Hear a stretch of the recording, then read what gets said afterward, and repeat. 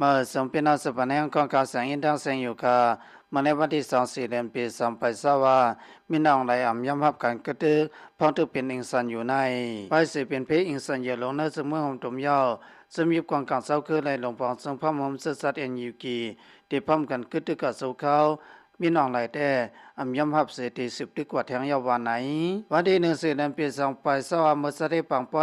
ตอนตัดที่สวยแถมคนทบเพในตอนตัดที่พบปองในพื้นที่ซึ่งนั้น มีน้องไหลไหลหมอกลัดก็ความก่อนนางไหน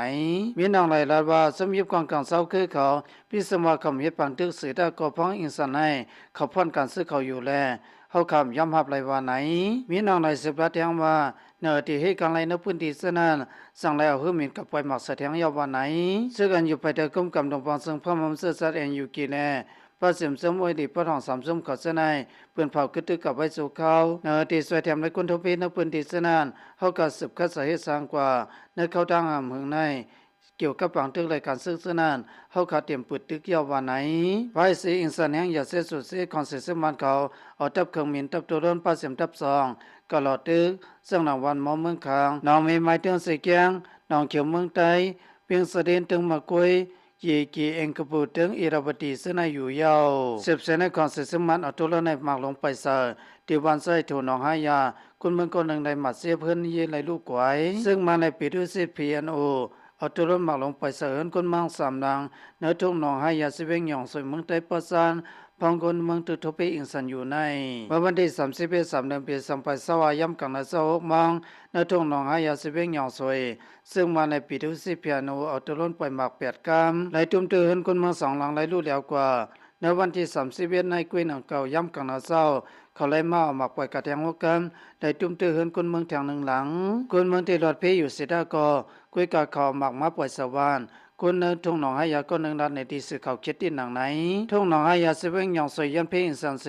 คนเมืองในพื้นที่ไรทบเพทั้งหยาบยันเฮินยีพระเสมวัดว่าผาเสือที่อยู่ทางเศร้าเสนในไรลูดเหลียวกว่าทั้งนำอยู่ยาวเดือเสนั่นก็ซึ่งมาแลปีดูสิเพียนโอเขาอำสายแถมสังยาวสมาตะล้นปล่อยสายแทงสังนันนั้นแน่เฮรคนเมืองในพื้นที่ทบดังหยับเตี้ยยาวว่าไหน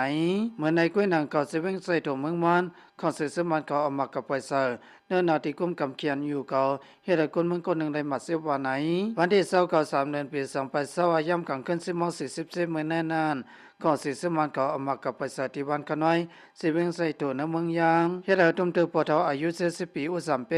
มาเสพติหมมากกว่าวันไหน